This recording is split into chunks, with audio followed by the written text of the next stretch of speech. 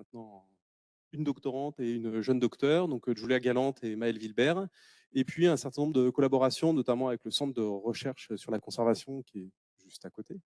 Et puis, voilà, ça revient. Donc des restauratrices du patrimoine, un luthier et l'Institut national du patrimoine. Le laboratoire d'optique et biosciences, c'est un laboratoire qui est à l'interface entre l'optique et la biologie. Donc on n'est pas du tout dans les sciences du patrimoine, mais dans l'équipe dans laquelle je travaille, on développe des microscopes optiques pour l'imagerie biomédicale, mais aussi pour les sciences du patrimoine.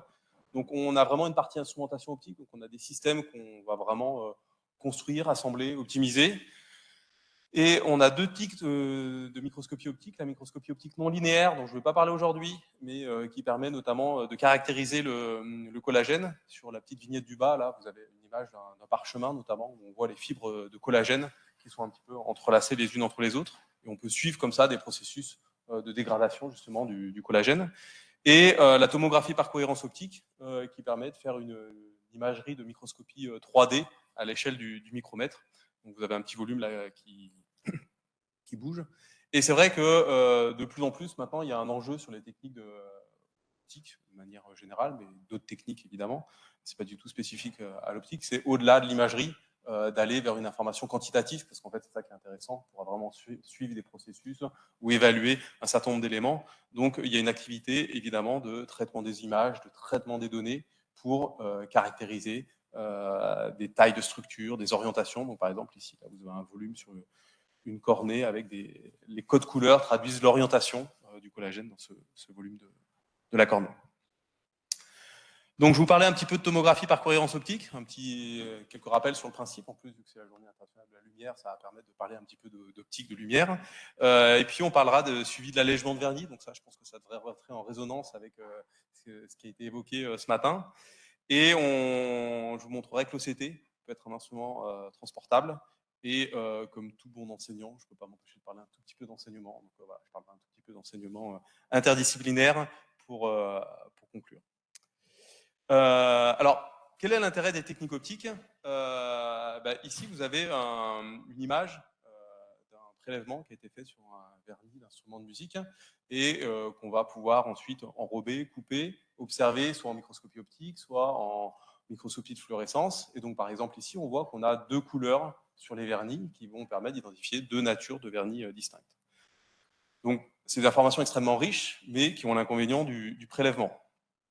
Et c'est vrai qu'à travers les techniques optiques, on va pouvoir avoir un objectif un petit peu à distance de l'objet et du coup, on va envoyer la lumière, la collecter. Et c'est cette lumière-là qu'on va étudier pour accéder à l'information. Et donc l'intérêt, c'est évidemment cette approche sans contact et non destructive.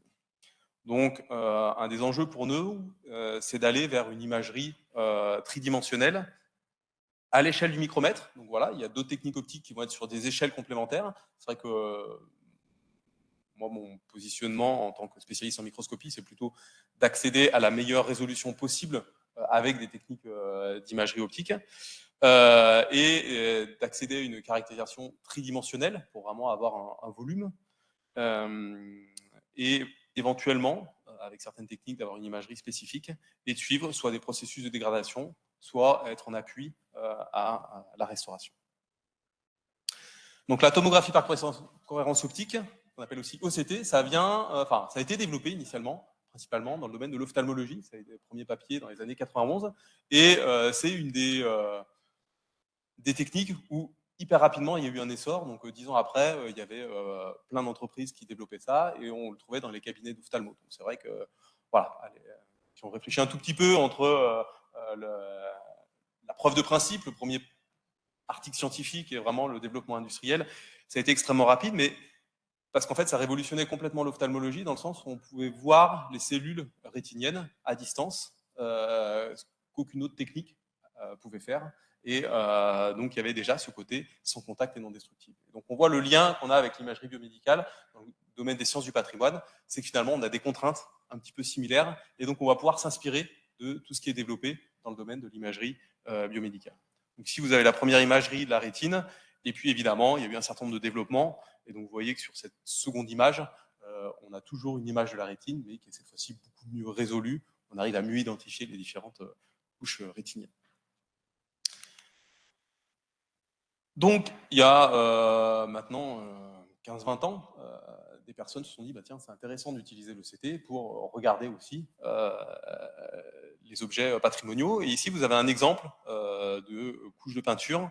Donc, à gauche, l'image en niveau de gris, c'est l'image OCT. Et à droite, c'est le prélèvement qui a été fait. Et on voit bien d'ailleurs sur l'image en niveau de gris qu'on a un petit trou ici. Donc, c'est là où a été fait le prélèvement. Et si on regarde bien, on a une certaine corrélation, d'accord, entre les différentes interfaces. On peut déjà noter en fait qu'on perd l'information de couleur. Donc on est vraiment, et ça sera un des messages clés, on est sur une image qui n'est pas du tout spécifique. On peut identifier de la morphologie, des couches, éventuellement la présence de charges diffusantes, mais absolument pas la nature qui va être impliquée dans ces matériaux. Ici, vous avez un autre exemple sur un vernis d'un instrument de musique, où vous voyez qu'en regardant à deux endroits différents de l'instrument, on n'a pas les mêmes épaisseurs, et on accède à des précisions qui commencent à être intéressantes. Ici, on peut comparer 3 microns d'un côté, 10 microns de l'autre. Alors, comment ça marche? Moi, j'aime bien faire l'analogie avec l'échographie ultrasonore. L'échographie, vous avez une sonde ultrasonore que vous pouvez mettre en contact avec le corps humain. Et cette sonde, à la fois, va émettre des ultrasons et va détecter les ultrasons. Et ce qui va se passer, c'est qu'on va envoyer des ondes ultrasonores et on va collecter, on va compter le temps d'aller-retour de ces ondes ultrasonores dans le corps humain. Et donc, plus les structures qui vont réfléchir ces ondes ultrasonores vont être profondes, plus le temps d'aller-retour va être long. Donc, on compte le temps, et plus c'est loin, plus on est capable de localiser. Enfin, c'est comme ça qu'on différencie, on localise en profondeur les différentes structures. Et donc, on a une image échographique, parce qu'en fait, on n'a pas qu'une sonde, on a une barrette de sondes, et donc c'est comme ça qu'on fait une image 2D en profondeur du corps humain. Nous, on va faire la même chose, mais avec de l'optique. Donc, on va envoyer l'optique et on va récupérer les échos à différentes profondeurs. Le seul problème, la difficulté à laquelle on se heurte, c'est que la lumière est beaucoup plus rapide que les ultrasons, et on n'a pas de système, les systèmes électroniques ne permettent pas, un temps d'aller-retour, typiquement, ça va être de l'ordre de la centaine de femtosecondes. Bon, ça, l'électronique ne suit pas. Donc, ce qu'on va utiliser comme astuce pour récupérer ces différents échos, c'est ce qu'on appelle l'interféromètre de Michelson. Alors, ça peut rappeler des souvenirs à certains ou pas, et finalement, vous avez le droit de oublier ce que je vais raconter pendant 5 minutes, mais voilà, vu que c'est la journée internationale de la lumière, je me suis dit quand même, on va faire un petit peu d'optique, et puis ça va rappeler peut-être à certains qui ont fait des études scientifiques leur TP. Michelson. Donc, le Michelson, c'est quoi? C'est un système optique dans lequel on va séparer la lumière en deux bras. Donc, j'ai une source lumineuse et on a deux bras. Et puis après, on va recollecter la lumière qui provient de ces deux bras ici dans le détecteur. Et ce qui se passe, c'est que quand on fait se rencontrer ces deux faisceaux lumineux qui ont suivi deux parcours différents, on va obtenir ce qu'on appelle des interférences. Des interférences, ça va être des endroits où la lumière va être amplifiée et des endroits où la lumière va être détruite. Si vous voulez l'analogie, c'est comme quand vous jetez deux cailloux dans la mare. Il y a un moment, il y a les ondes à la surface de l'eau, elles vont se rencontrer. Et qu'est-ce qui se passe quand elles se rencontrent? Soit les maxima ils sont ensemble et donc on amplifie les vagues, soit si elles sont en opposition, on détruit les vagues. On fait la même chose avec la lumière, parce que la lumière, c'est aussi une onde. Et on peut le faire avec toute onde, ce système qu'on appelle d'interférence. Qu'est-ce que je vois? Si je regarde au niveau de mon détecteur, je vois des zones brillantes et des zones sombres. Ça, c'est quand on utilise une source monochromatique. On peut utiliser une source qu'on appelle polychromatique, comme une lumière blanche, votre néon, votre lampe de chevet. Et là, c'est plus compliqué parce qu'on a un phénomène de cohérence, ce qu'on appelle un phénomène de cohérence, et on constate que ces zones brillantes et sombres deviennent extrêmement localisées. C'est ce que vous voyez sur la petite vignette, c'est que très rapidement, on perd ici ces franges. Et c'est de ça dont on va profiter pour localiser en profondeur. Ça veut dire que à chaque fois que je vais avoir une réflexion de lumière ici dans mon objet, je vais avoir un système de franges comme ça, lumineuse, qui va pouvoir être détecté au niveau de mon détecteur. Donc autant de systèmes de franges j'ai, autant je vais avoir d'interfaces dans mon échantillon. Donc ça veut dire que si je reprends mon interféromètre, si j'imagine maintenant que j'ai un échantillon avec 3 interfaces, et du coup, je collecte 3 systèmes 3 interférogrammes, 3 systèmes de franges. Et je regarde où sont mes franges, et à chaque fois que j'ai une frange, je dis, j'ai une structure qui a renvoyer de la lumière dans mon échantillon. Donc, une structure qui a renvoyé de la lumière dans mon échantillon, c'est une interface entre deux milieux, ou ça peut être des particules diffusantes, des charges, des pigments, par exemple. Je vous ai dit, vous avez le droit de sauter cette partie-là après. Ce qui compte, c'est les images. Mais pour ceux qui sont toujours avec moi, si je prends mon volume de données, d'accord, et que je regarde, que j'ai enregistré en fonction de la profondeur, ça veut dire que j'ai tous ces petits interférogrammes qui me disent qu'il y a de la lumière qui a été renvoyée. Et les données, comment je vais les traiter? Je vais dire, à chaque fois que j'ai un interférogramme, ici, ils sont tous à la même profondeur, donc ça veut dire que j'ai vraiment une interface entre deux milieux, et puis ici, ils sont un peu plus isolés, probablement que j'ai des particules diffusantes.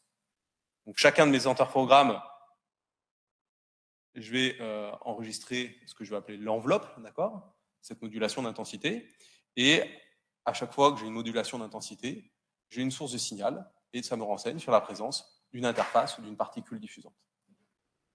Donc voilà comment va fonctionner mon système d'OCT. Alors, celui qu'on utilise, c'est un système en fait, qui a été développé par une entreprise parisienne qui s'appelle Damae Medical. Et ici, c'est leur schéma optique. Et vous reconnaissez ce que j'ai appelé un interféromètre, c'est-à-dire ma lumière qui arrive ici, ma lumière qui est séparée dans mes deux bras, avec un miroir ici. Ici, mon échantillon. Donc, c'est développé pour la dermatologie. Donc, ici, j'ai un bras. On va venir analyser la peau. Et on va venir collecter la lumière ici. À quoi ça ressemble concrètement? Ici, c'est une photo là, de notre manip dans le laboratoire. La sonde, elle est ici. J'ai un gros bloc ici avec la source de lumière, l'électronique, l'unité centrale du PC et simplement un écran de visualisation. Ici, tout ça, c'est fibré avec fibre optique et câble électronique. Et la partie optique, là, ce qui est dessiné ici, on se retrouve là-dedans. Et on voit l'objectif ici, d'accord, au bout de ce gros bloc blanc qui va venir envoyer la lumière sur notre échantillon. Et donc, on a travaillé avec cette entreprise, Damae Medical, pour développer spécifiquement cet outil pour la dermato. Donc, pour la dermato, on vient en contact avec la peau. Et donc, nous, on a dit, non, c'est pas possible, on va pas venir en contact avec notre peinture, notre vernis. Donc, on a des caractéristiques spécifiques, et notamment le fait qu'on puisse travailler dans l'air, c'est-à-dire avec une certaine distance, et sans mettre de gel d'adaptation, parce qu'eux, ils utilisent un gel d'adaptation comme un gel échographique. Donc ça, on a indiqué que c'était pas possible.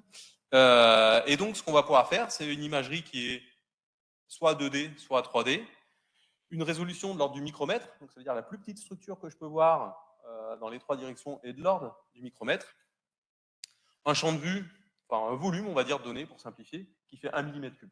Voilà. Mon image, c'est 1 mm par 1 mm par 1 mm. Et soit j'ai une imagerie en temps réel, puisque c'est un système qui est fait pour de l'imagerie in vivo, donc ça c'est quand même assez pratique, enfin, ça fait vraiment de l'image rapidement.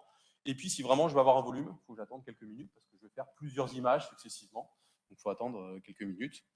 Je peux éventuellement augmenter le champ de vue en faisant des mosaïques, je prends plusieurs images et après je les recolle. Et le système est transportable, ce qui peut être intéressant, et ce sera la partie suivante de mon propos. Alors, qu'est-ce qu'on voit? Pour vous dire un petit peu ce qu'on voit, j'ai décidé ici de prendre l'exemple des cuirs dorés. Donc, les cuirs dorés, c'est un peu l'ancêtre de la tapisserie. Donc, c'est ce qu'on retrouvait sur les murs et qui avait cette apparence dorée sans or. Voilà.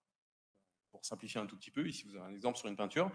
Sur la partie droite, vous avez une photo du château de Maintenon où, justement, il y a des pièces avec la présence de ces cuirs dorés.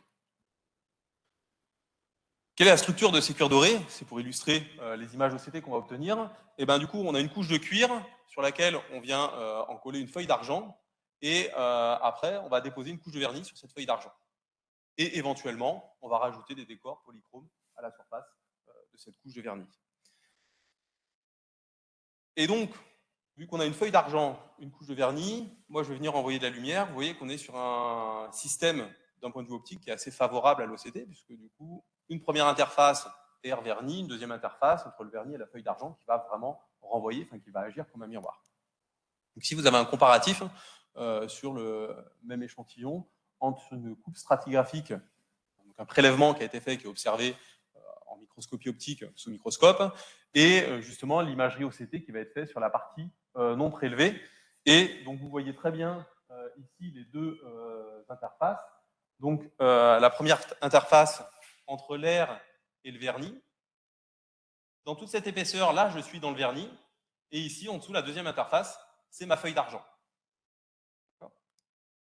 Et vous notez que ici, j'ai plus de signal, d'accord? Donc toutes les images que je vous ai montrées par défaut, c'est des images qui correspondent à des coupes virtuelles, d'accord? Donc comme si on faisait une coupe stratigraphique virtuelle dans l'échantillon. Et ici, en dessous de la feuille d'argent, je ne vois plus rien. Pourtant, j'ai le cuir, d'accord? C'est mon support. Ça ne veut pas dire qu'il n'y a rien, c'est simplement mon faisceau optique, il est réfléchi par la feuille d'argent, il ne peut pas traverser. Donc c'est aussi une précaution à prendre dans tout ce qu'on voit. Toujours systématiquement à une certaine profondeur, on ne voit plus rien, ça ne veut pas dire qu'il n'y a plus rien, c'est simplement, voilà, il faut quand même que mes rayons lumineux ils fassent un aller-retour dans la matière, d'accord? On est dans le proche infrarouge, donc voilà, on ne va pas non plus très très profondément, donc on va rarement dépasser la centaine de micromètres dans les matériaux, ça va dépendre des propriétés optiques des matériaux. Mais voilà, mais ça vous donne un exemple en tout cas du type d'image et de l'information qu'on peut avoir en OCT. Ici, on voit très bien l'épaisseur du vernis à la surface de ma feuille d'argent.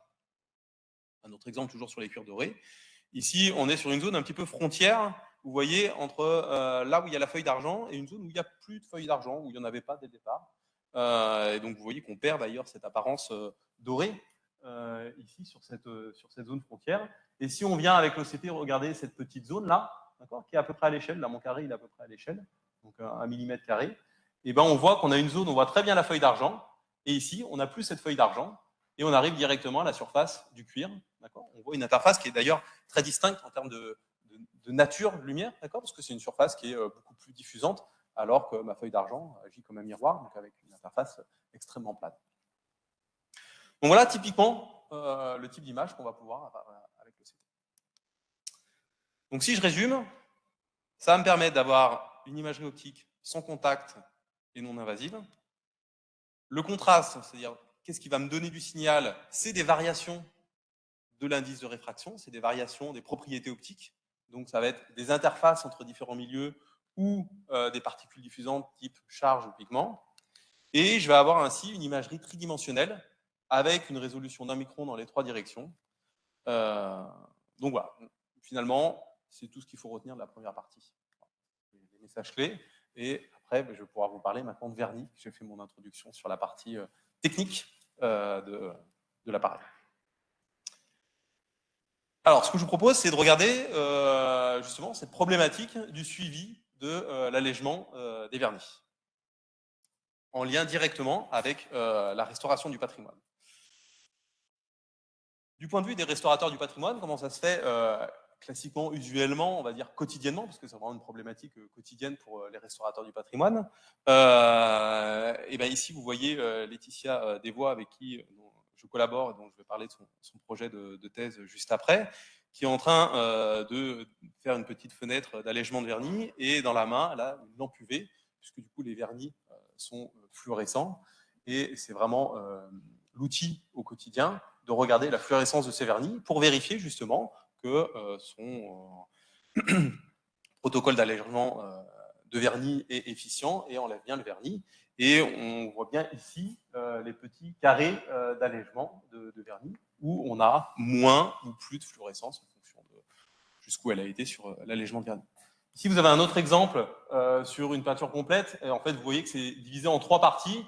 Donc, il y a la partie sur la gauche originale, donc sans aucun traitement. Vous voyez, avec finalement peu de fluorescence. On devine un tout petit peu de fluorescence. Sauf que du coup, cette partie-là est encrassée avec de la poussière.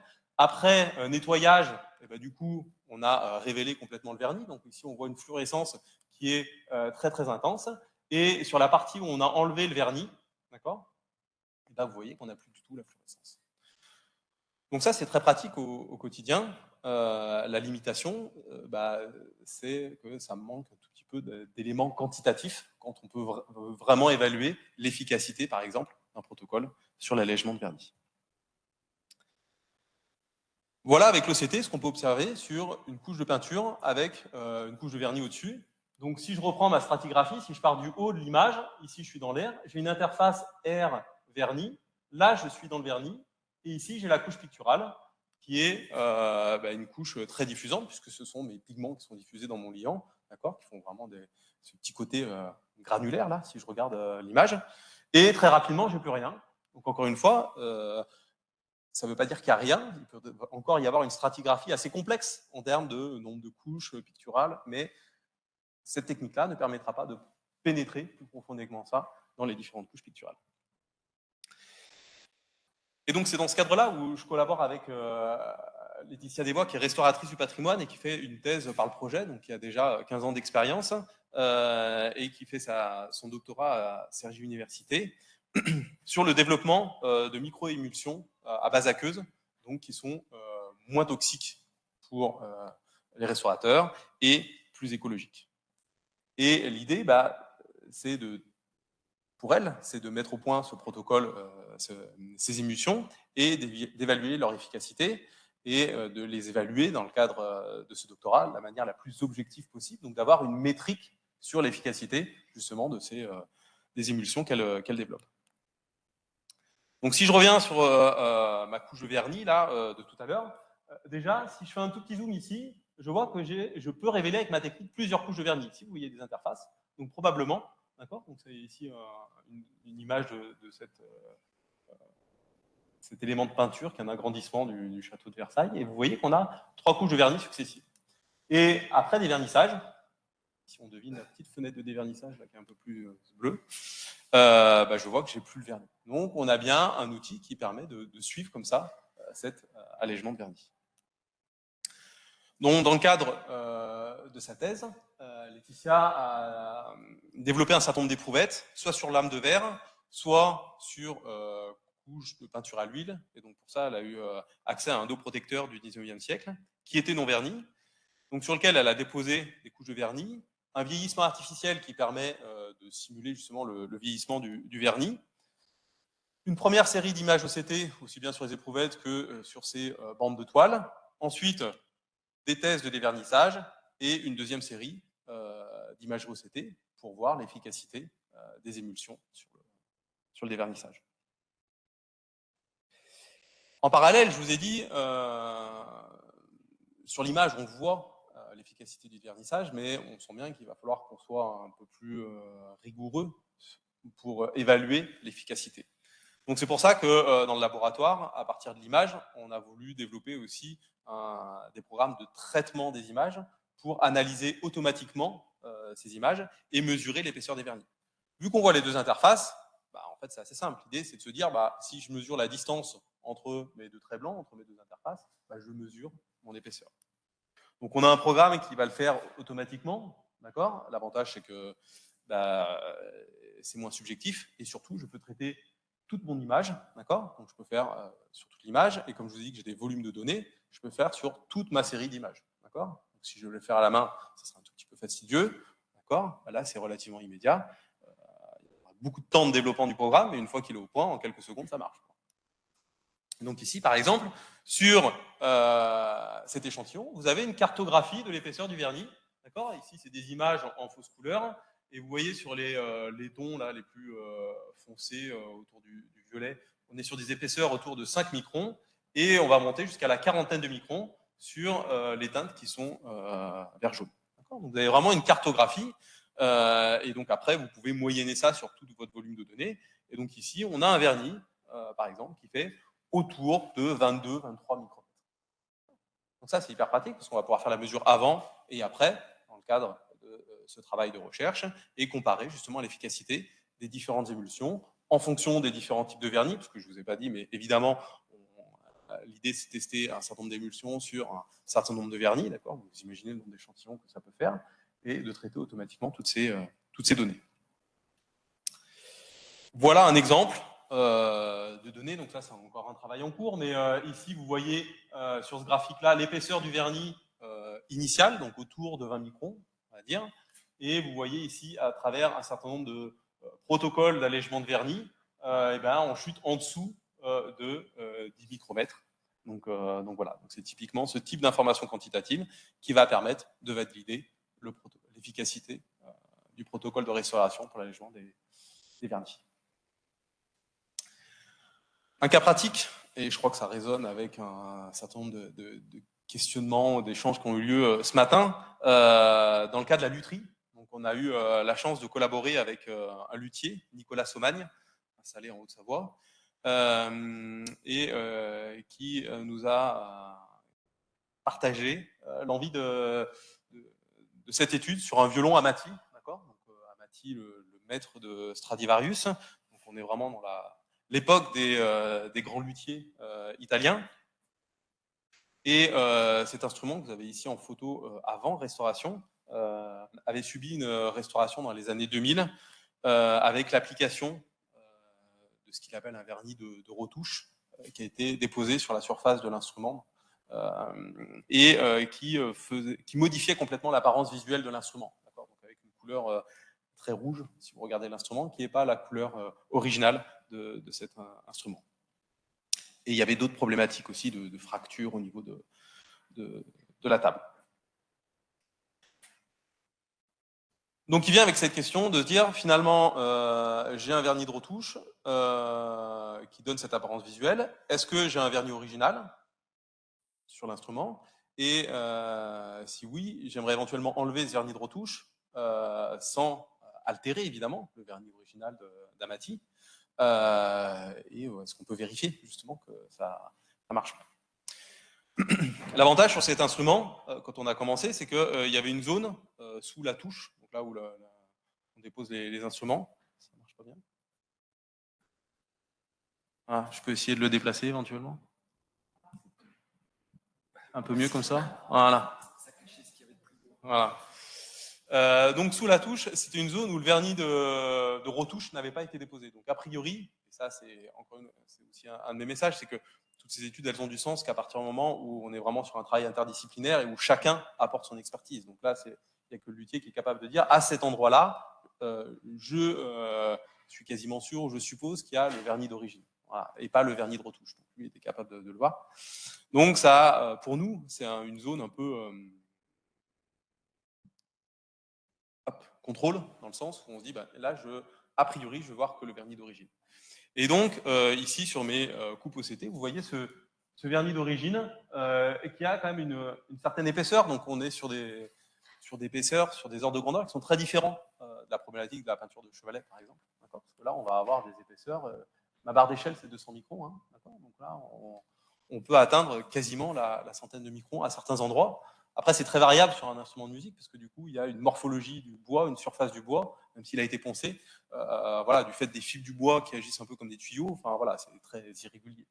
Mais on voit très bien l'effet de lissage du vernis, et on voit ce vernis original.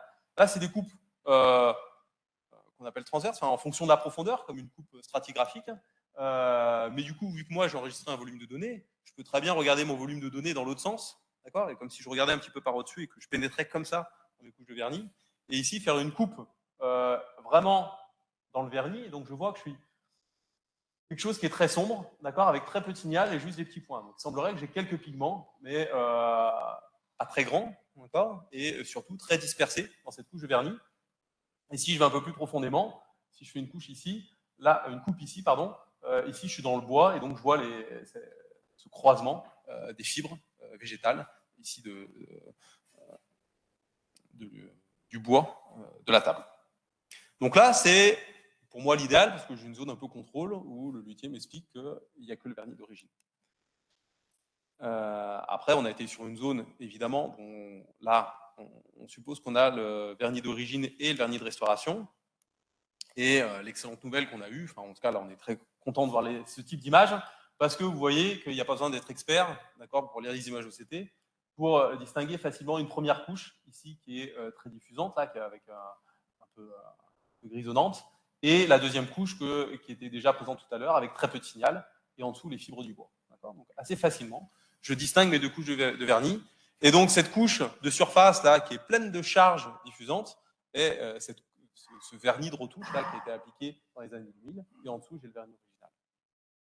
Et si maintenant je fais des coupes dans l'autre sens, là, comme tout à l'heure, la même gymnastique dans mon volume de données, et ben, je vois ici que j'ai plein de petits points, voilà. Ça va être tous mes pigments, qui probablement donnent cette couleur rouge au vernis. Encore une fois, l'OCT ne donne aucune information spécifique, d'accord, ni sur le vernis, ni sur les charges. je ne suis pas capable de dire plus que ça sur ce qui va colorer. Donc, ça peut être aussi une coloration, un colorant vraiment dans le vernis. Mais en tout cas, ce qui est sûr, c'est qu'on a cette présence de charge diffusante. L'étape suivante, donc Laetitia dévoie, la restauratrice avec le luthier, de développer un certain nombre de protocoles et de voir justement l'efficacité des protocoles qui vont être développés. Donc là, vous voyez un petit quadrillage qui a été fait au niveau du dos du violon pour venir avec différentes zones d'analyse, essayer d'enlever le vernis. Là, au milieu, vous avez un contrôle un peu en fluorescence, où on voit ces couleurs de fluorescence qui évoluent en fonction de la quantité de vernis qui a été enlevée. Et nous, on arrive avec l'ECT pour dire, oui, non, c'est en cours, justement, la partie du vernis de surface qui a été ôtée. Donc ça, on a fait toute une série de tests vraiment pour optimiser le protocole. Et voilà, sur des zones similaires, les images qu'on obtient. Donc là, c'est avant la restauration, donc avant l'allègement de vernis, après l'allègement de vernis. Donc on n'est pas... Enfin, on va prendre les images comme un comparatif point à point, hein, mais on sait qu'on est vraiment dans la même zone, on va dire à quelques millimètres près.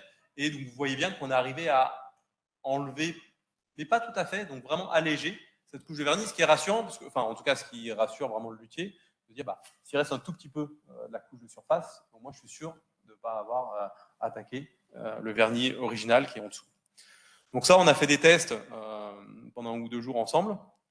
Le luthier est reparti avec son violon, a allégé le vernis sur l'ensemble de l'instrument et est revenu ensuite quelques mois après, et on a pu revenir cartographier les mêmes zones et vérifier justement qu'on n'avait plus ce vernis de surface. Voilà. Donc là, c'est vraiment un cas que je trouve vraiment intéressant où on voit que c'est vraiment la combinaison des disciplines qui permet d'avoir une certaine efficacité sur ce qu'on peut apporter comme réponse.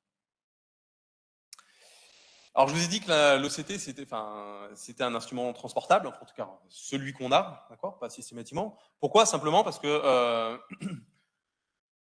la volonté aussi, en tout cas le choix qui s'est fait de travailler avec Damae Médical, c'est que eux, l'idée pour la dermatologie, mais leur appareil, il a vocation à être notamment dans les hôpitaux, sur un chariot.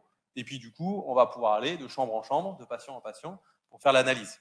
Donc vous voyez bien qu'il y a dès le développement du système, une problématique de robustesse qui s'est posée pour les ingénieurs, parce que sur un chariot, dans un hôpital, vous vous dites bien que voilà, c'est pas comme la manip d'optique qu'on a au labo, quoi. On en prend un tout petit peu moins soin. Et c'est ça qu'on trouvait intéressant aussi, si on veut avoir un système transportable, qu'on puisse le mettre dans une caisse, dans une voiture, dans un train, hop, on se déplace, et qu'on puisse faire des analyses sur site. Donc là, le projet que je voulais vous présenter, c'est un projet dans le cadre d'un mémoire de fin d'études de l'Institut national du patrimoine, donc de Diane Lecor, qui a été diplômée il y a un tout petit peu moins d'1 an, en septembre dernier. Donc, il travaillait sur cette peinture de chevalet, là, une Vierge noire qui représente une Vierge noire de Tolède, du XVIIe siècle. Et on a fait toute une série d'analyses préliminaires, et c'est vrai qu'à un moment, on s'est dit ça serait vraiment intéressant de pouvoir faire les analyses sur l'objet, et nous, dans un laboratoire de recherche qui n'est pas du tout adapté à la conservation des œuvres, vous doutez bien qu'il y a des problématiques d'assurance. C'est forcément à nous de nous déplacer, et pas l'inverse. Et donc là, vous voyez le système avec la peinture sur son chevalet, et avec un petit peu de bricolage pour mettre la sonde en position horizontale. Donc ça, c'était intéressant pour nous, parce que tout de suite, on s'est heurté. Donc moi, j'avais le sentiment que mon système était à peu près stable. Enfin, j'étais assez content de ce que j'avais pu bricoler. Mais le système, je ne l'ai pas dit, mais il faut qu'il fait une image donc sans contact, mais on a 1 millimètre de distance entre l'objectif et la surface qu'on va analyser. Et ce n'est pas tant que ça. Et surtout, il faut que la surface qu'on vient analyser soit parfaitement stable. Dès que ça bouge un tout petit peu, ça va flouter mon image. Et là, par exemple, cette toile qui est tendue sur un châssis, quand vous êtes au centre, ne serait-ce que la ventilation de l'atelier faisait qu'il y avait un tout petit peu de mouvement de la toile et suffisait complètement à flouter l'image. Voilà. Donc ça, c'est intéressant pour nous parce que voilà, on a le sentiment que ça va bien se passer et on se heurte à ce type de difficultés. Mais on a quand même pu faire des analyses. Et là où c'était intéressant, je trouve, c'est qu'on a eu la chance d'avoir l'autorisation pour un prélèvement sur une zone donnée. Donc le prélèvement, il s'est fait ici, là, dans cette zone-là, là, juste à gauche du visage de la Vierge. Donc voilà l'image du prélèvement observé sous microscopie optique avec un éclairage UV, qui permet d'avoir la fluorescence du vernis, et ce qui permet de révéler qu'on a deux couches en fait, de vernis en surface. Et l'image OCT qu'on a pu faire exactement, c'est de ce côté, pardon, à la même zone ici, vous voyez le trou là, où a été fait le prélèvement. Alors ça paraît toujours un peu hyper important comme ça, mais je vous rappelle que mon champ de vue, c'est de l'ordre du millimètre, hein, donc en vrai, c'est un tout petit trou. Et juste à côté, et ben, du coup, j'ai mes deux couches de vernis, et vu qu'on est dans la continuité, on voit que ces deux couches de vernis correspondent ici aux deux couches ici. Ça, c'est intéressant parce que ça nous fait vraiment une référence, et à partir, finalement, ça nous permet de fiabiliser l'information à un endroit, et après, on va pouvoir aller cartographier un petit peu de partout, quoi, et extrapoler un petit peu l'information.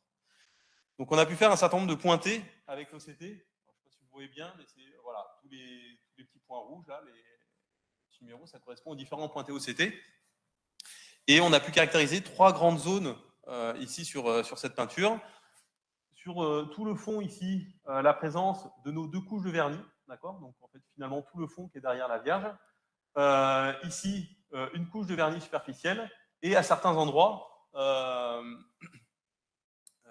plus ponctuellement, les deux couches de vernis avec un repeint, d'accord. Vous voyez ici cette couche qui est beaucoup plus diffusante entre les couches de vernis, donc probablement un repeint qui a été fait à un moment ou à un autre de l'histoire de l'œuvre. Et à partir de ces différentes analyses ponctuelles, la restauratrice a pu faire une cartographie et donc extrapoler à l'ensemble de l'œuvre. Parce que même si nous, on est sans contact, votre champ de vue du millimètre carré, vous savez bien qu'on ne va pas pouvoir faire une cartographie complète, quoi. Enfin, ou alors il faut avoir beaucoup de temps devant soi. Donc on va après moyenner, enfin on va admettre que l'information qu'on a à quelques points peut être élargie à l'ensemble d'une zone. Et donc là, c'est intéressant parce qu'on a vraiment une cartographie. Et donc, par exemple, en bleu, vous voyez bien la zone ici où on a les deux couches de vernis. D'accord. Et puis ici, les zones où on a des repeints. Une autre application possible, en tout cas, et c'est pour ça que je voulais la mettre ici, c'est toujours sur la même peinture. Comme je vous ai dit que l'analyse des vernis, on voit leur épaisseur, éventuellement leur nom, mais on n'est pas du tout spécifique, donc on n'a pas d'accès à la nature du vernis. Ce qui peut se faire, c'est évidemment un prélèvement, et donc après une analyse des cotons qui ont fait le prélèvement. Sauf que du coup, quand vous avez deux couches de vernis, il y a un enjeu à ne pas mélanger l'information liée aux deux couches de vernis. Et donc c'est là où l'OCT, par exemple, peut venir en appui simplement pour dire, bah, voilà, j'ôte le vernis superficiel avec un premier coton, je vérifie que je suis bien, donc là vous voyez ici en éclairage UV que je commence à enlever le vernis, je vérifie ici que je ne suis toujours pas sur la deuxième couche de vernis, donc finalement si je m'arrête là, je sais que sur mon coton, j'ai que la couche superficielle de vernis, et après je peux continuer, et ici je vérifie, j'attends d'être bien sur la deuxième couche de vernis pour prélever avec un second coton qui va pouvoir être analysé. Et comme ça, j'espère voilà, ne pas parasiter l'information que j'ai sur l'un ou l'autre des cotons pour avoir une analyse spécifique de chacune des couches de vernis. Donc c'est une autre utilisation possible de l'OCT en appui ici à la restauration. Là, c'était finalement assez confortable dans le sens où c'était encore dans un atelier, et finalement, un atelier de restauration, bon, on n'est pas si loin du confort du laboratoire de recherche. L'idée, c'était d'aller un petit peu plus loin. Enfin, en tout cas, le défi d'après, c'était de se dire, bah, tiens, est-ce que je peux monter en haut d'un échafaudage et donc, il y a quelques mois, on a eu la chance d'être associé à un projet de restauration à la bibliothèque de l'Assemblée nationale. Donc, les plafonds sont peints par Delacroix, si vous voyez. Et en fait, on a à peu près une douzaine de mètres de hauteur de plafond. Donc ça, c'est une photo que j'ai trouvée en ligne. Moi, j'ai pas eu la chance de la voir avant la bibliothèque. Moi, quand je suis rentré dans la bibliothèque, elle ressemblait déjà à ça, avec l'échafaudage. Et donc, l'idée, c'était de grimper là-haut avec l'OCT. Et donc, la première fois que j'y suis allé, je me suis dit, tiens, c'est hyper stable, en fait, c'est assez confortable. Et encore une fois, c'est entre la sensation de stabilité qu'on peut avoir et un système optique qui est précis au micromètre près, bah voilà, on n'a pas tout à fait, et moi et l'OCT, la même sensibilité au mouvement. Donc, c'était assez intéressant de voir comment on pouvait se débrouiller dans ces conditions. L'enjeu du point de vue de la restauration, c'était aussi ici d'aller voir les couches de vernis qui avaient été déposées sur ces peintures de Delacroix. Et donc ici, vous avez une vue en fait du système. Alors qu'on a essayé d'optimiser un tout petit peu plus, on l'a mis sur une rotule parce que bah voilà, vous êtes sur un système voûté aussi, donc il faut pouvoir orienter un petit peu la sonde comme on veut.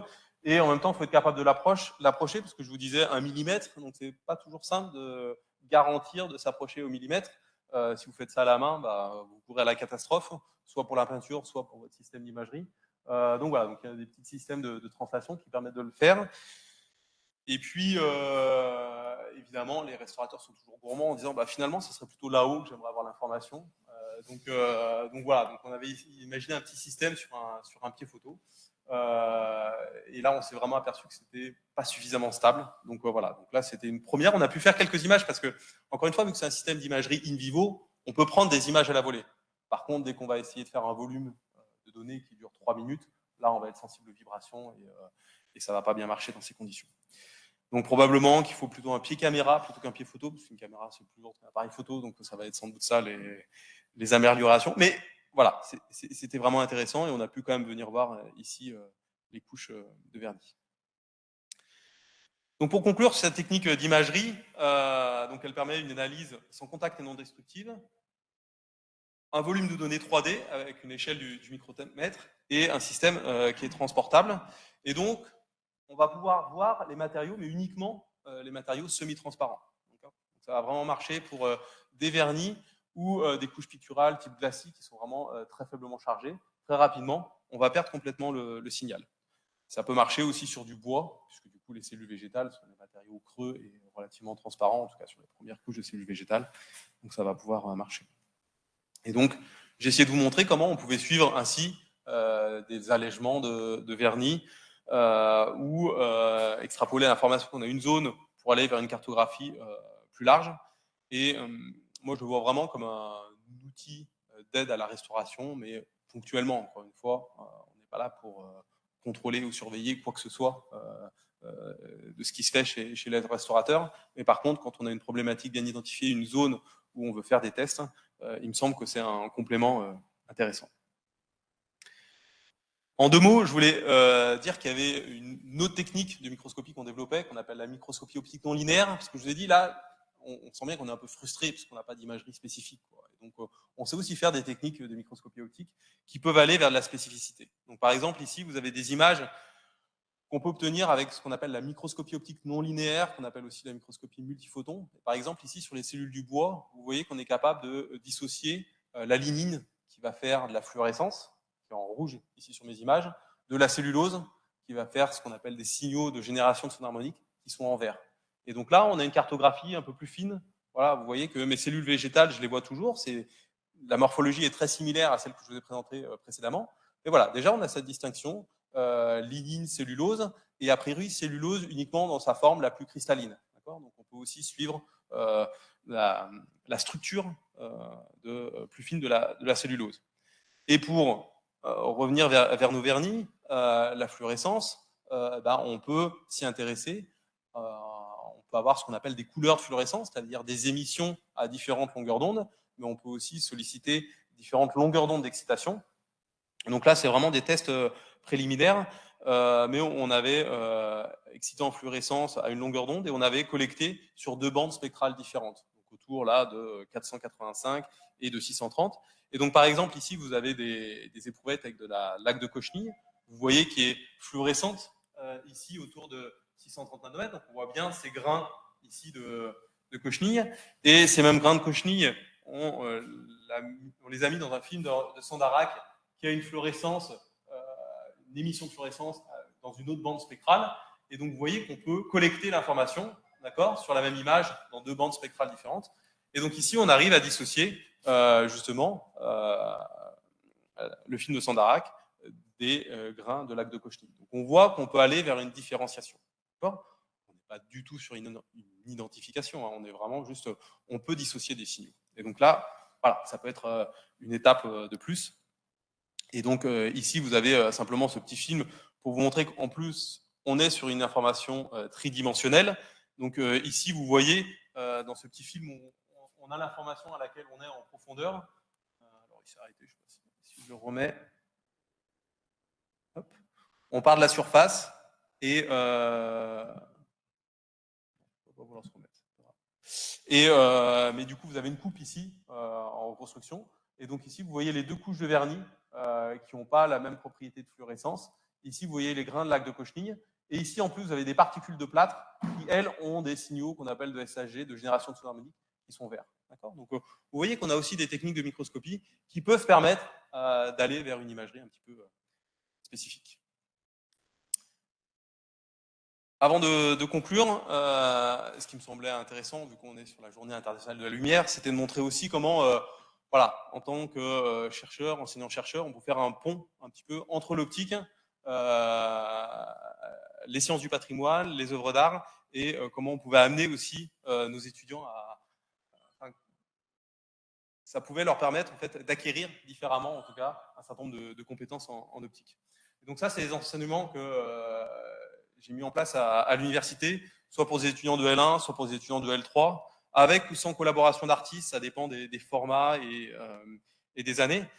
Mais l'exemple que je voulais prendre, c'était par exemple cet enseignement qui se fait en collaboration depuis 2 ans avec le musée du Louvre et qui s'intitule « Parler de physique devant les œuvres, lumière, couleur et peinture ». Et l'idée, c'est donc ces étudiants de première année à l'université, voilà, avec qui on fait les lois de l'optique géométrique, et finalement de se dire, je peux partir d'une œuvre dans un musée et faire développer une vulgarisation scientifique pour expliciter un phénomène optique. D'accord ? Donc ça, alors c'est un enseignement pour les étudiants, c'est sur tout un semestre, hein, donc on parle d'un module de 25 heures, c'est 2 heures par semaine, pour aboutir à un vendredi soir dans le cadre des Nocturnes du Louvre, où ils sont vraiment postés devant une œuvre qu'ils ont choisie et sur laquelle ils vont pouvoir faire un mini cours d'optique, une intervention de vulgarisation scientifique en optique. Donc, quelques exemples concrets de ce qu'ils ont fait cette année. Là, c'était fin novembre, c'est au premier semestre pour les étudiants. Ici, par exemple, devant ce port de mer au soleil couchant de Claude Gelée, j'avais 2 étudiants qui parlaient de la diffusion de la lumière, pourquoi mon soleil est rouge au coucher du soleil, mon ciel est bleu, les nuages sont blancs. Donc voilà. J'avais 2 autres étudiantes qui étaient sur ce miroir sphérique et finalement expliquer pourquoi j'élargis la scène que j'observe et la différence entre un miroir plan et un miroir sphérique, avec des petits schémas évidemment en appui. Et puis sur les couleurs, l'influence de la source de lumière, les propriétés de spectroscopie, en quoi finalement l'éclairage de ma scène ici va influencer la palette de couleurs que va utiliser Georges de Latour en fonction si je suis en éclairage à la bougie ou finalement une lumière naturelle ici qu'on peut deviner à travers la fenêtre. Donc voilà. C'est aussi dire que quand on a la chance de travailler dans ce domaine-là, il y a des passerelles qui sont vraiment intéressantes et il faut vraiment y réfléchir à faire avec les étudiants parce que c'est une porte d'entrée idéale, me semble-t-il, pour parler d'optique et qu'eux, ils puissent partager aussi des concepts d'optique, de la physique à travers les œuvres. Je voudrais remercier toutes les personnes qui ont contribué à ce travail de recherche, notamment les doctorantes du laboratoire, donc Julia Galante et Maëlle Wilbert, le centre de recherche sur la conservation avec qui on collabore étroitement, la société d'AMA médical qui a accepté de faire un système vraiment à façon. D'accord ? On a vraiment un système qui est assez unique, qui est unique dans le développement et surtout le suivi qu'ils ont avec les difficultés qu'on peut avoir quand on a un système unique, forcément on a des pannes un peu spécifiques. Et puis tout ce travail-là n'aurait pas bien de sens sans la collaboration avec les restauratrices du patrimoine avec qui j'ai pu travailler, qui viennent avec justement ces problématiques-là. L'Institut national du patrimoine avec qui je travaille, avec qui on a pu travailler sur cette peinture de Chevalet, je vous ai présenté cette Vierge Noire, et puis le luthier qui nous a apporté ce magnifique instrument, cet ambati. Et je vous remercie pour votre attention.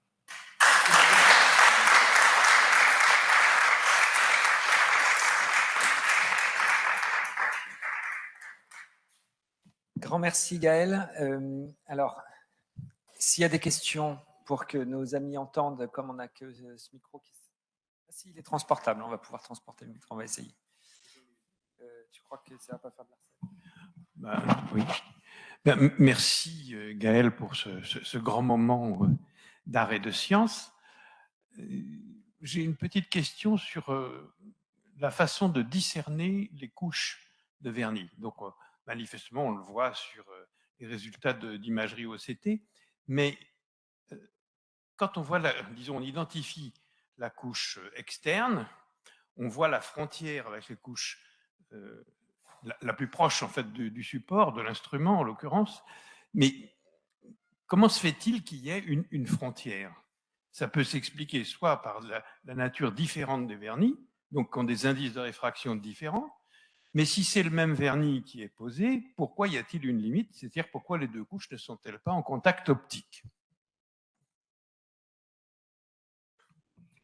Juste un complément, je me suis toujours posé la même question pour ceux qui cherchaient aussi les cicatrices dans les cornets, parce qu'il y a cette même problématique où tout est extrêmement transparent, les indices sont ultra proches, et pourtant on arrive à avoir une frontière.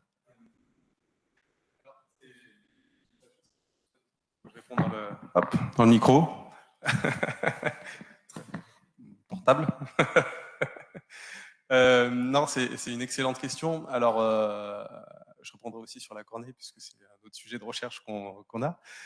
Mais si on reprend les vernis des instruments, par exemple en lutherie, en discutant avec le luthier, ce qu'il explique extrêmement bien, c'est que les vernis de lutherie sont appliqués vraiment en de multiples fois, donc c'est vraiment une succession d'applications.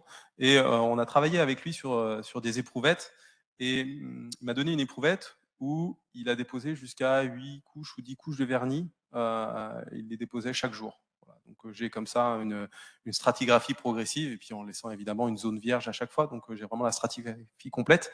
Et donc, que j'ai une ou 10 couches, je ne vois pas d'interface, puisque du coup, le vernis est déposé un peu, entre guillemets, dans le frais, avec les mêmes propriétés optiques.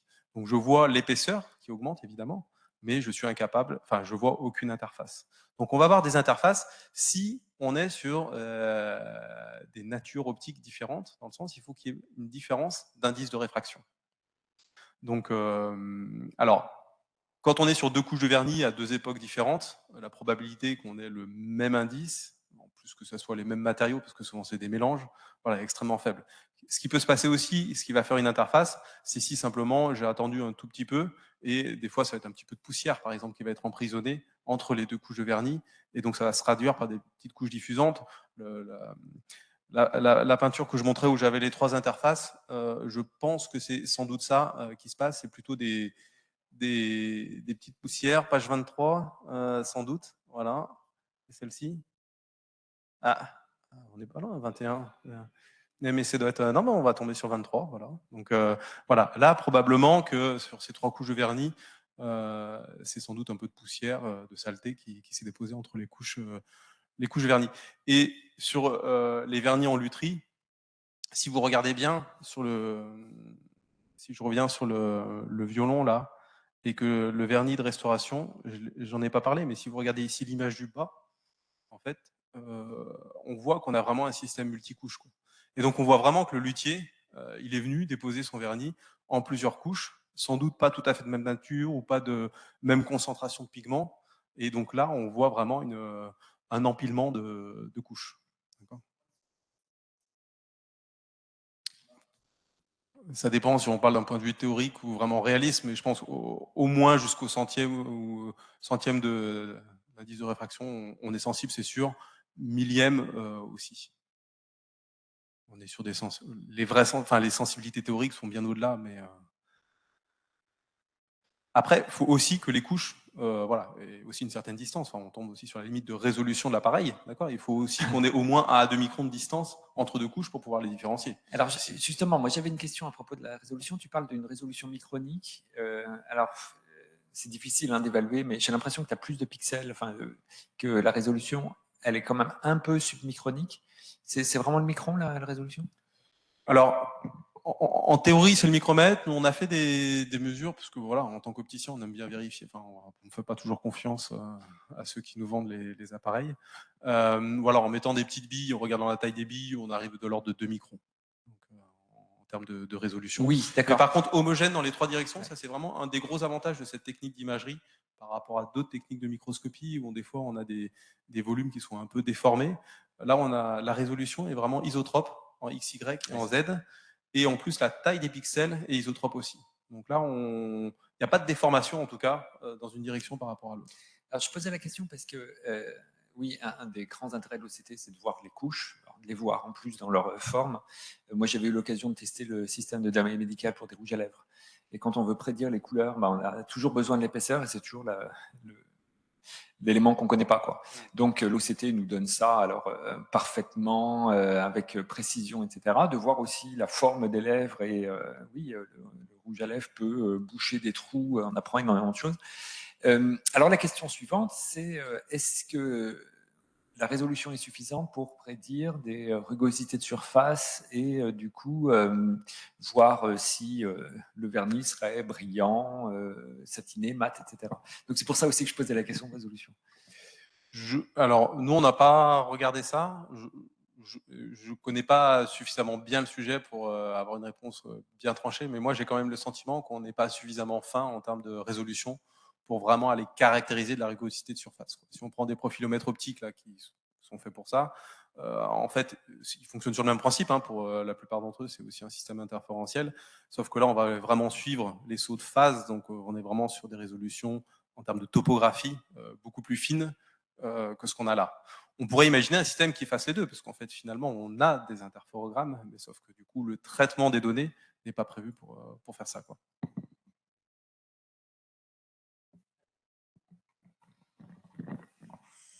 Bonjour, merci pour votre intervention.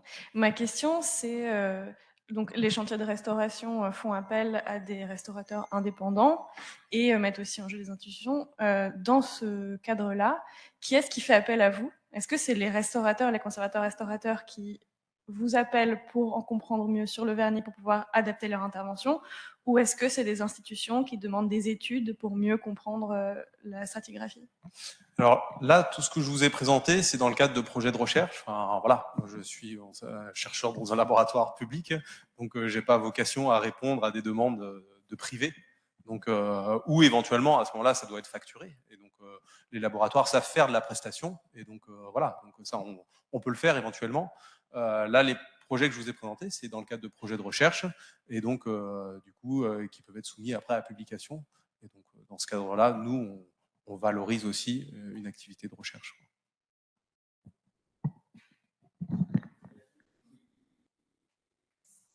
Je me demandais juste combien de temps ça prend, par exemple, de faire une image en volume comme ça.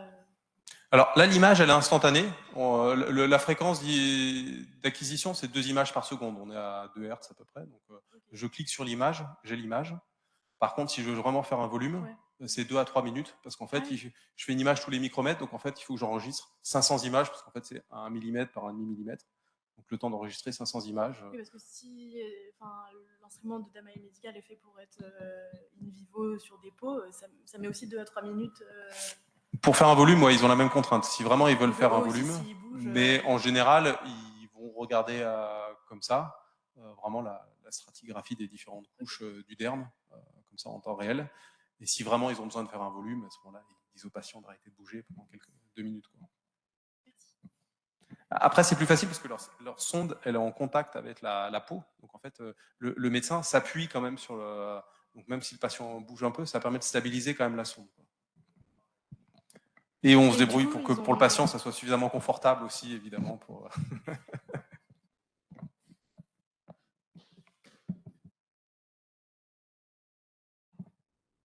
Merci. J'ai juste une question. Alors, on est un peu dans le brillant. C'est sur la nature des matériaux qu'on peut mesurer avec ce type de microscopie. Il y en a 2, mais je pose une question de béotien. Est-ce que les couches d'oxydation des métaux peuvent être mesurées ou c'est trop opaque pour les mesurer? Je ne connais pas bien, mais j'ai déjà vu passer des papiers sur l'analyse de métaux. Donc, ça sera à creuser, mais je sais qu'il y a eu des publications sur le sujet. Voilà. Alors, les oxydes de métaux, il peut y en avoir des transparents. L'alumine est transparente, hein, par exemple. Je suis à peu près au bout de ma connaissance du sujet, mais en tout cas, je connais cet exemple-là. Par contre, il peut y avoir des choses aussi extrêmement opaques. Ouais.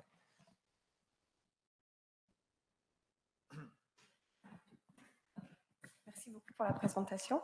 Ça rejoint un petit peu la question d'Aurélien. Si on avait des couches de vernis qui ont vieilli et qui se sont oxydées, est-ce qu'on a une possibilité d'identifier, non pas la nature de l'oxydation, mais des couches oxydées par rapport à d'autres qui ne le seraient pas, ou jaunies?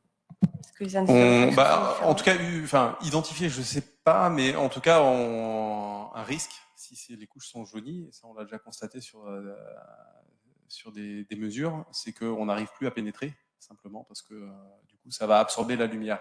Donc, moi, comme je dis, le premier test, c'est est-ce que notre œil, il est capable de traverser. Voilà. Donc, est-ce qu'on voit la couche qui est dessous? S'il ne la voit pas, l'OCT ne le verra pas non plus, quoi. Donc voilà, faut vraiment faire attention. On est très sensible à la diffusion, mais même dans des matériaux non diffusants, on peut avoir de l'absorption, justement, dans le cas des couches oxydées. Et donc là, c'est le même problème qu'on va avoir. Oui, et rappelle-moi la plage de longueur d'onde. On est autour de 800 nanomètres. Autour de 800 nanomètres. Avec donc, a priori, 200 pour des jaunissements, comme ça absorbe plutôt dans le bleu, c'est pas là où c'est le plus sensible, mais on voit bien le problème. Ouais. Patrick. C'est juste une remarque. Peut-être qu'on peut utiliser le système en UV et à ce moment-là passer au travers des feuilles d'argent. Aux environs, je crois, de 280 nanomètres, il me semble que l'argent est assez transparent. Il va falloir qu'on ait toutes les optiques quand même qui soient adaptées.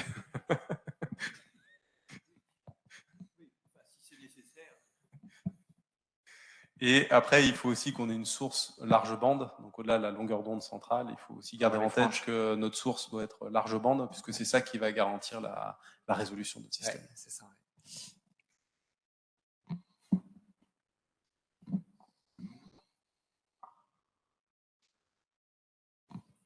Ah, Madi. Pour ceux qui ne connaissent pas Madi, Elias, Madi connaît très bien Gaël, elle va nous dire pourquoi. Vous allez le deviner, je voulais juste rappeler que quand Gaël faisait sa thèse sur l'ECT, cet appareil faisait 1,50 m de long, était sur une table et il était inimaginable à l'époque d'aller l'utiliser pour mesurer, pour visualiser un plafond d'une assemblée. Voilà, et donc j'étais impressionnée en particulier par cette photo. Alors, ce qu'il faut souligner, c'est que là, pour le coup, c'est pas du tout mon travail ou le travail qui a été fait au laboratoire. Et je pense que c'est la force aussi d'être associé là, comme ça, à une entreprise où il y a vraiment eu un travail de R&D, qui est un travail qui est très spécifique après, de miniaturiser et de rendre robuste un système. Donc c'est là où, enfin moi, c'est ce que je trouve intéressant, c'est que il y a l'idée de départ, et puis après, il y a comment je concrétise ça sous forme d'un système qui est à la fois compact et à la fois robuste. Et ce que j'ai pas dit aussi, c'est qu'il y a un énorme travail de la part de l'entreprise sur l'interface, et ce qui est vraiment une richesse pour nous, parce qu'aujourd'hui, le système, on peut vraiment le confier justement à des restaurateurs du patrimoine qui sont pas du tout spécialistes en optique. Et après une demi-journée de formation, les personnes sont totalement autonomes sur le système. Et donc, en fait, ils n'ont pas forcément besoin de nous, et c'est ça qui est intéressant, il me semble, pour justement disséminer vraiment les analyses qu'on peut faire, c'est de rendre autonomes les personnes avec ce type de système.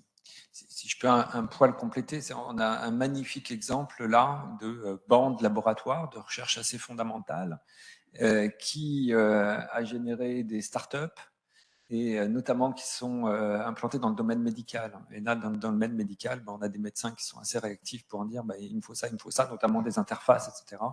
Et des startups qui savent aussi lever des fonds. Et quand il y a un marché qui permet de faire développer, oui, là, la technologie elle progresse nettement plus vite que ce qu'on est capable de faire en laboratoire. Et on a deuxième volet, un magnifique retour où ce système-là, à nouveau, rend service à la recherche. Et alors là, on a une boucle qui est super belle. Hein. Ce n'est pas si souvent qu'on a ces allers-retours entre des startups et des chercheurs. Et donc, voilà, c'est ça que je trouve beau aussi dans ce sujet.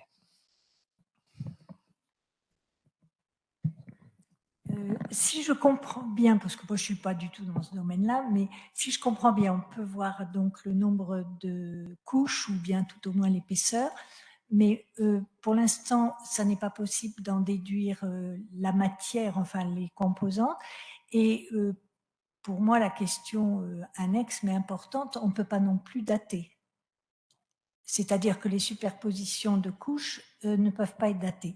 Donc, quand on confie cet appareil à quelqu'un pour lui demander un allègement de vernis, il ne fera pas la différence avec cet appareil, il comprendra l'épaisseur, mais pas la nature du vernis qu'il enlève, savoir si c'est un vernis récent, un vernis ancien ou le vernis original qui se trouve au niveau de la couche de picturale, de la peinture. Tout à fait. Enfin, pour moi, c'est vraiment le sens de la collaboration où justement le restaurateur, le conservateur ou l'historien de l'art va avoir toute l'expertise. Mais moi, voilà, on a la diapo sous les yeux là avec ces 2 couches de vernis sur l'instrument de musique. Voilà, moi, je peux vous sortir une image comme ça. Je suis incapable de l'interpréter. Et c'est qu'à partir de la connaissance a priori du luthier sur l'instrument qu'on est capable de dire cette couche-là de surface numéro 1, c'est le vernis de restauration, et la couche numéro 2 en dessous, c'est le vernis original. Mais à la lecture de l'image, donc c'est forcément multidisciplinaire, il faut des croisements de plusieurs techniques et connaissances pour le faire. Plusieurs expertises, et puis voir, des fois, ça peut être plusieurs techniques. Enfin, là, on a une technique optique, mais on en a d'autres qui peuvent avoir apporté justement la spécificité. Donc, je pense que c'est aussi le croisement des techniques qui permet d'accéder à une information complète. Hein. Je pense que le message, c'est qu'il n'y a pas une technique meilleure que les autres, c'est juste en fonction de la question qu'on se pose et le croisement des informations qu'on va obtenir. Alors, j'ai encore une question, je suis curieuse. J'aimerais savoir si ce serait possible d'arriver à détecter des vernis qui seraient colorés. Alors, aujourd'hui, on a des pigments qui sont de l'ordre du micron, des micronisés très très fins, qui s'apparenteraient à ce qu'on pourrait avoir avec un colorant. Au niveau de l'opacité, est-ce que ce serait possible de les détecter dans des couches de vernis voilà, d'un pigment de l'ordre d'une granulométrie du micron? Alors, quand nous, on parle d'une résolution de l'ordre du micromètre, en fait, nous, notre résolution, c'est de dire je ne suis pas capable de séparer 2 structures qui sont distantes de 1 micromètre. Par contre, je peux aussi, mon pigment, il est en dessous du micromètre, mais qu'il est un petit peu isolé dans son environnement, il va me donner un point lumineux. Quand on fait par exemple de la caractérisation optique de nos systèmes, quand on dit voilà, je vais mesurer la résolution de mon système, on utilise justement des billes qui sont plus petites que la résolution, donc typiquement de 300 nanomètres ou de 500 nanomètres, et on va mesurer la taille que ça va me faire justement sur mon image, et c'est ça ma résolution. Mais du coup, quand on parle de résolution, c'est la capacité à distinguer de structures, mais ça ne dit pas la taille de ma plus petite structure. Mais il faut que ça soit dilué. C'est-à-dire, si voilà, vos pigments de 1 micromètre, ils sont en moyenne distants de 1 ou 2 micromètres, ça va donner quelque chose de complètement opaque avec cette technique d'imagerie. Mais par rapport à un vernis qui aurait été coloré avec un colorant, donc du coup, pas du tout une particule solide, là, on verrait une différence au niveau de l'image. Oui, parce que du coup, le colorant va être transparent, enfin, éventuellement absorbant, mais du coup, ça va donner quelque chose d'homogène, donc de noir, sur l'image. Et donc, du coup, ces grains, même s'ils sont très denses éventuellement, ça va donner un film plutôt grisâtre. Quoi. Donc, oui, on distinguera optiquement les 2 couches. Les 2 natures de couleur. C'est déjà... Oui, là, ici, on voit là, ce côté gris, là, probablement qu'il y a des pigments, des charges qui sont toutes petites, voire très concentrées. Ah oui, après, on a peut-être l'image dans l'autre plan. On va apparaître. Voilà. Là, on voit là tous les petits grains, quoi.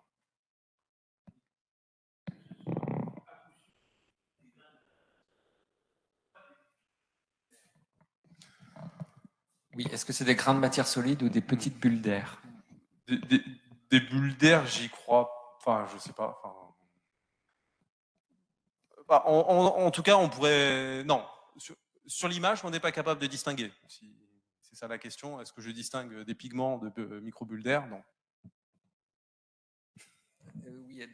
Oui, je me posais la question le saut d'indice. Est-ce que le contraste, le niveau de gris que tu as dans ton image est lié au saut d'indice? Est-ce que ça peut être quantitatif, ça? Alors, ça peut être quantitatif parce que du coup, dans mon signal d'interférence, l'amplitude de mon signal d'interférence est liée à mon saut d'indice. Donc, plus mon niveau de gris est important, plus ça veut dire que j'ai un saut d'indice important. Donc, alors, on ne sait pas dans quel sens, ça je suis d'accord, enfin, c'est vraiment un saut d'indice, mais par exemple, si on part de l'air, bon, bah voilà, là je sais que je suis à 1, donc on peut imaginer qu'en mesurant ce niveau de gris, je vais remonter à l'indice, par exemple, du vernis. Alors, ça, enfin, voilà, ça a été testé assez rapidement et en fait, ça marche très très mal globalement parce qu'on a des interfaces, ça marcherait très bien sur des interfaces parfaitement planes. Voilà, sur des vrais matériaux, ça marche beaucoup moins bien. Mais la preuve de principe sur, je sais pas, une couche de vernis que je vais déposer sur une lame de microscope marche très bien par contre. Enfin, oui, mais dès qu'on est sur des matériaux qui vont avoir une certaine rugosité, tout ça. Entre des bulles d'air où il y aurait un très fort saut d'indice et une poussière où les indices sont plus proches, là, on devrait le voir quand même. Oui, on devrait le voir. Mais je pense que même visuellement, enfin, après, je sors un tout petit peu de mon expertise, mais j'imagine que le niveau de diffusion va pas être le même non plus, et donc sans doute qu'il n'y a pas besoin de l'OCT pour dire que c'est plutôt des bulles d'air que des pigments, mais peut-être.